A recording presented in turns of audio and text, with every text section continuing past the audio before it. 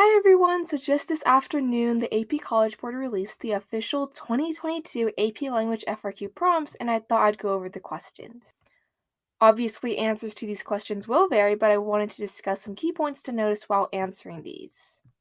I actually took the test this year, so I'm going to be giving my opinion on the exam and what I thought about it. You can also access the link to the PDF document in the description box below, or there's a link showing right now so you can type into your search bar. And just a quick reminder that this is not affiliated with the College Board in any way, shape, or form, but I thought I'd kind of discuss what was on the exam and kind of the main gist behind each question, and maybe how the graders will score the essays. You guys can also comment down below what you thought of the FRQs and any other questions you have. Okay, so the first FRQ was synthesis, and when I was reading the prompt during the test, I was so happy because this to me wasn't too bad of a prompt. I've definitely seen harder ones in previous years, so seeing this template was definitely a pleasant surprise to me. So, when reading this question, it's important to notice the background information, but what's really important here is in answering the question and having that question in mind while analyzing the articles.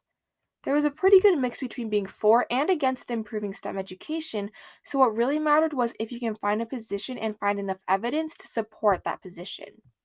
So the first point is going to be awarded for the thesis point. This point is the easiest to score because you just need a defensible position.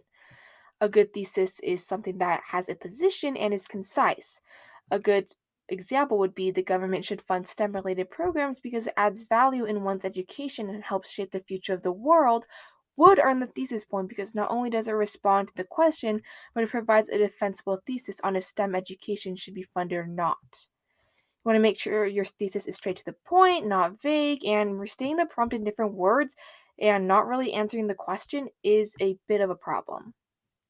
Next up, for evidence and commentary, there really isn't a certain amount of evidence pieces you need to have, but it should be enough to defend your thesis and provide an explanation. Evidence pieces should be short and straight to the point rather than long pieces of evidence and small amounts of commentary. Rephrasing the piece of evidence won't really earn you the point, but rather when you explain why that piece of evidence responds to the prompt, that adds a lot more value to your argument. To earn all 4 points in commentary, you need to provide evidence from at least 3 of the provided sources and explain why it helps in your line of reasoning. The commentary should support that piece of evidence and interpret what the meaning of your position was. And last but not least, arguably the hardest point to get is the style point. This one is pretty hard to get, but one thing that I've noticed is that if you develop a complex understanding of the prompt and having that depth of argument and sophistication when writing it, you will get the point. Not only do you want to respond to the prompt, but you want to gain a deeper understanding, which will help you get that style. And some tips to that style point is that you need to have a style that is persuasive and strengthen your argument. Identifying complexities within the sources or even noticing limitations within the argument, but defending it can still get you that point. Next up is the rhetorical analysis essay. And I actually enjoyed reading this one. I think, especially in a time where culture and diversity is more important than ever, this entire article seems fitting for what's going on right now. This one is basically about a Supreme Court justice and how her identity is uniquely hers. Throughout the entire speech, she basically talks about growing up Latina and how that contributes to her overall idea of self identity. And while I was taking the test, I noticed that there weren't a lot of conspicuous rhetorical devices to use, so it was a little harder digging for one to talk about. I think a good one to use was anecdote just because the entire article is full of them. Imagery was also shown a lot as well, especially when she was talking about the food or the music in her home, and even this one where she's talking about hanging out with her family and just playing night games. Obviously, if you didn't mention anecdote or imagery, that doesn't mean you can't pass or get a 5 on the test. Those are just some common ones that I noticed while reading the article. So for the thesis point, again, it's important to respond to the prompt. The prompt was to analyze Sotomayor's usage of rhetorical devices and how that helped her to have an identity as a Latina in America.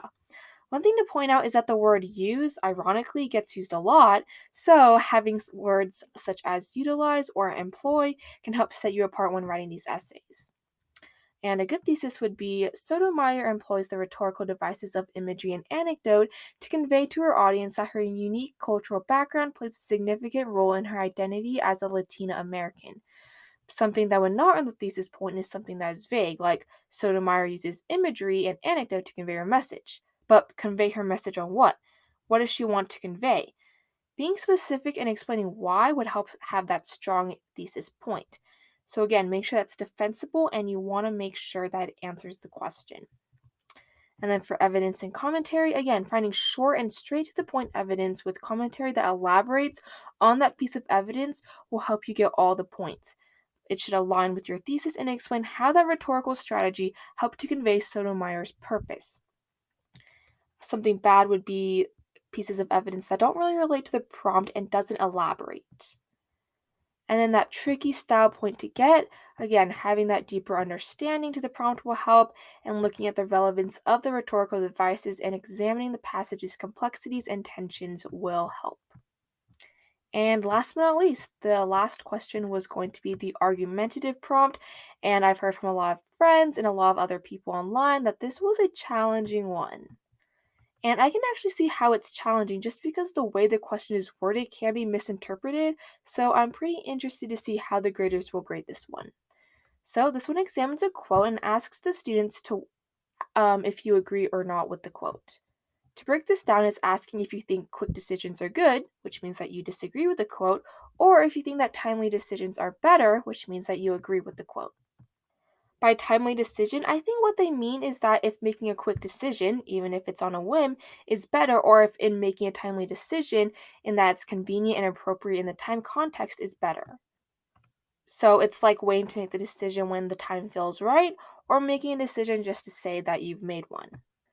There are a lot of different ways that you can interpret this prompt, but that's how I interpreted it. So, with the argumentative essays, it's not necessarily if your evidence is accurate, but rather, can you make evidence that goes along with your thesis, and does that piece of evidence add value in what you're arguing for? I know a lot of really common examples were like the atomic bomb in Hiroshima, or something to do with war like the American Revolution.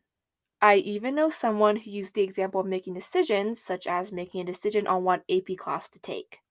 As you can see, it doesn't really matter how scholarly or how fake your evidence is, but it's how you use that piece of evidence to support your line of reasoning.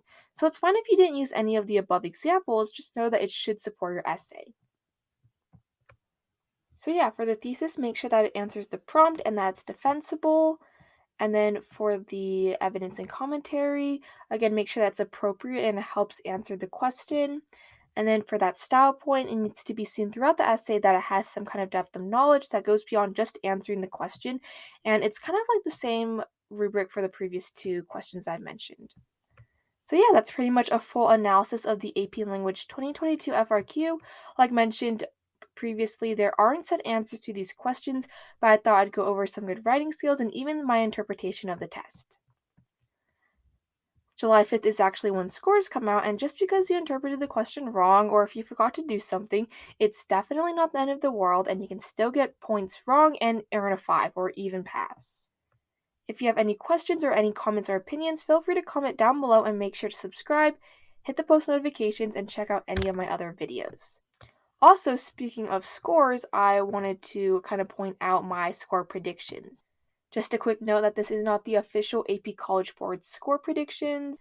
This is just kind of my idea and maybe the amount that you need to get correct in order to get a certain score. So to pass, so to get like a 3 or higher, I'm thinking the multiple choice, which is 45% weighted.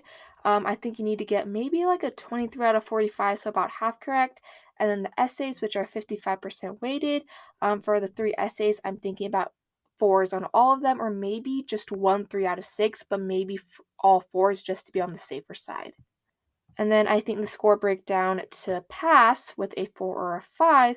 For the multiple choice, I'm thinking maybe 3/4 correct, so about like a 35 out of 45. And then for the essays, for all 3 of them, I'm thinking a 4, and a 5. Doesn't really matter the order, just 2 4s and a 5. And of course, anything higher will really help you secure that 5. So yeah, again, thanks for watching. Subscribe for more. I'll also be posting some other AP answers to AP BC Calculus and AP Chemistry, as well as maybe some other ones. So definitely keep sticking around for more, and I'll see you guys later. Bye!